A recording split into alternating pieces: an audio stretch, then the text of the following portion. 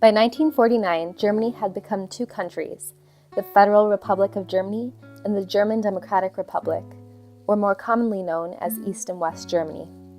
This division fueled the tensions of the Cold War throughout the second half of the 20th century. East Germany was occupied by the Soviets, and unlike West Germany, experienced no economic miracle after World War II. East Germany was a Stalinist, authoritarian state, and because of its strong differences in its government compared to that of the democratic West, there were limited efforts to reunite into one Germany. With lower living standards, East Germans began to flee into the West through Berlin. This resulted in the loss of many young and skilled East Germans, and this number of refugees continued to grow. At the Vienna Summit of 1961, Kennedy exclaimed Berlin to be, quote, an island of freedom in a communist sea, end quote. As a result of the growing crisis, Khrushchev ordered the closure of the East-West German border in Berlin. Barbed wire began to line the streets in the early hours of August 13, 1961. For this interview, I exchanged emails with my host grandfather, Helmut Schneider, whom I met during my time in Germany in 2013.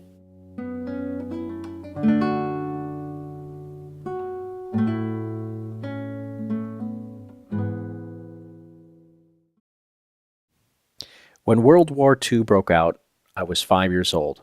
In 1942, I was at my relative's house, which was situated in the land near the mountains because of the air raids.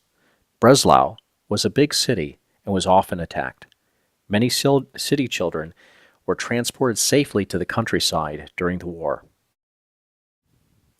After 1945, all of the Germans were hungry, but in East Germany, it was even greater. We received small care packets from the U.S. I had a pair of shoes with thick wooden soles that became smaller and smaller over the years, so that my toenails crumpled at the front over time. When a farmer had recently received his harvest from the farm, we would go over to see if we could find any ears of corn that were left behind. In the fall, we did the same thing, but with potatoes. The whole year, except in the winter, my father and I would go into the forest with a hand wagon for firewood.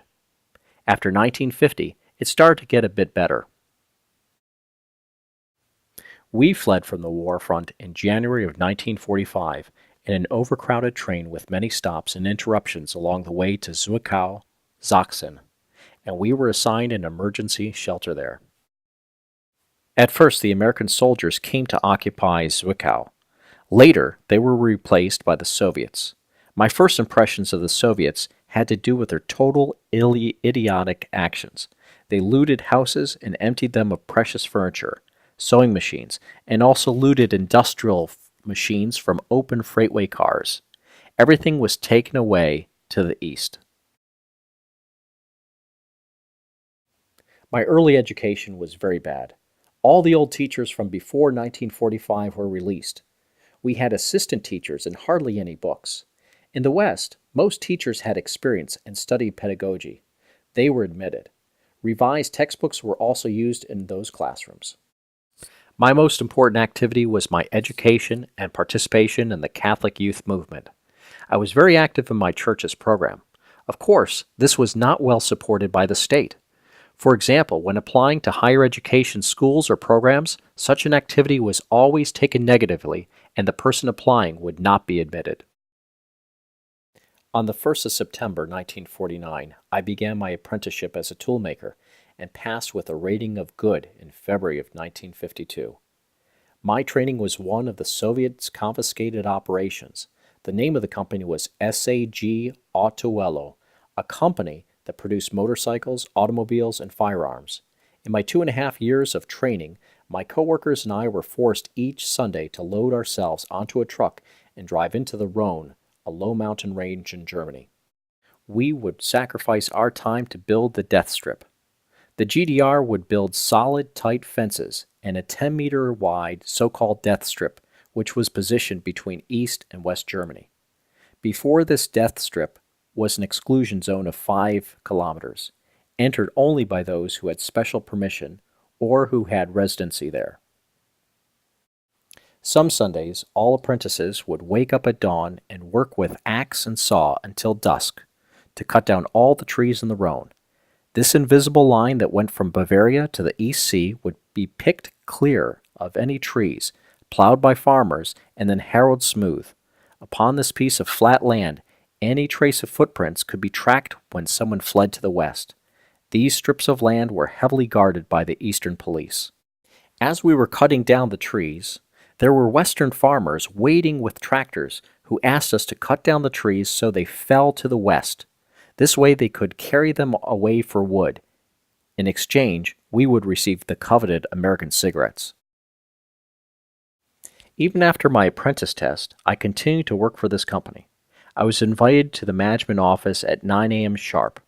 There, 3 men from the GDR party would discuss with me why I did not want to enter the Kasernte People's Police. This People's Police was the predecessor of the later NVA, National People's Army. This went on for months. They spoke to me, I refused. When they lost their patience, I lost the job. They followed with a remark saying, "You can best serve the people mining uranium underground." The authorities denied me any work in my profession. I saw escaping to the West as my only opportunity. I had no opportunity to practice my learned occupation. If I fell to the will of the dictatorship in East Germany and had stayed, I probably would have been working in the uranium mining industry my whole life. This would have come with a high risk of obtaining cancer. This happened to many of my coworkers there. In 1955, before the wall was built, I traveled with my visa to visit my brother in the West. Afterwards, I simply did not return to the DDR. My father wished that we could all eventually live in the West together. The rest of the family came over in 1959 through Berlin. This involved some risk because departure from east to west was prohibited for GDR citizens. On August 13, 1961, Marlene and I were on vacation in the mountains when we received a newspaper with news of the wall. My first impression was, now, no one in the GDR has a chance that I did to leave and come to the West. One day, as we were returning from one of our visits to Walter and his family in the East Germany, we experienced a somewhat dangerous experience. With 5 people in the car, we were almost to the town of Eisenach when I, the driver, saw several DDR soldiers working in a ditch, unraveling rolls of barbed wire. One of the soldiers made a hand motion to me, and I interpreted it as a sign that we should continue driving. As it turned out, this was a roadblock erected by the soldiers. We arrived at the end of this roadblock when a soldier jumped in front of us from behind a tree with a Kalashnikov at hand. He aimed at us through the windshield. In the car, we had our 11-year-old Ute, Marlene, and a befriended couple. Our fear was immense and tangible. As I was getting out of the car, I quickly whispered, "No one say a word." When I was outside, the soldier yelled, "Have you never seen a roadblock in your life? What is your problem?" My honest answer would have been, "No, we have no such idiotic thing in the West," but of course this wouldn't have gone well for us. So I made myself small and excused myself. We were relieved that we could drive on after this frightening experience. Yes, we visited Walter probably about 4 times. Every time the atmosphere was a bit depressing. They had no way of paying us a return visit. Whenever we left them, they would always say, "You have it good. You can drive to the West." This story demonstrates the truth about the health and medical organization in the GDR. Walter got a brain tumor, but back in his hometown in Bad Liebenstein, in Thüringen, it could not be studied or cured due to a lack of medical equipment. So of course a gentle ride was organized with an ambulance to the nearest possible medical center, Berlin, 360 kilometers away. During their travel, the ambulance received a flat tire, but the driver, nor any of the companions knew how to fix a tire. Walter, in order to make this his procedure in Berlin, took off the old tire and mounted the new one himself. The question now stands as to his procedure went well or not, and you can guess for yourself. The operation at first seemed to be a success, but Walter's life was cut short a few years later due to the same cancer. In the West, we had everything. The East, by comparison, had nothing. All products were limited. First and foremost, medicine. When I was already in the West and my father still lived in the East, I would send him medications continually. Other products included basic staple foods, tropical fruits, clothing, and electronics. The West Germans who had family or friends in the East usually shipped packages with these limited products. Some Western clothing styles and children's clothing were highly sought after in the East. We sent our daughters' old clothing to friends when they outgrew them. However, this always took a lot of time and effort. Of course, the GDR allowed no simple process. The clothes, before they were packaged, needed to be disinfected completely. You would think that I could have just washed the clothes in my washing machine at home and be done. However, this was not possible, as we needed to have a distinct document that stated the clothes were disinfected. The real concerns for East Germans was not unemployment or poverty. This was well taken care of with the GDR's socialist structure, but rather was keeping up with the Western improvements. East Germans developed a sort of West syndrome, in which all aspects of life were presumed to be better in the West.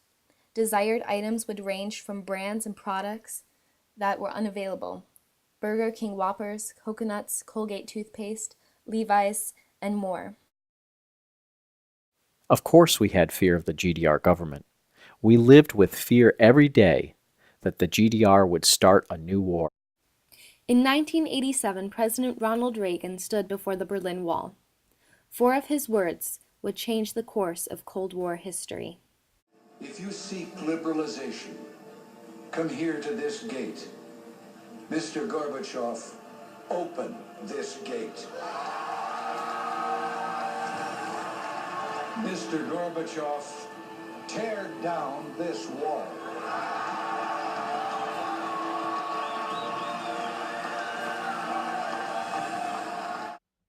East German demonstrations and the increased permission to travel to other Eastern European countries weakened East Germany.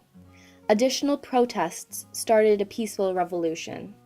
Just as the Berlin Wall was erected overnight in 1961, its dramatic fall was just as unexpected and abrupt on August 19, 1989.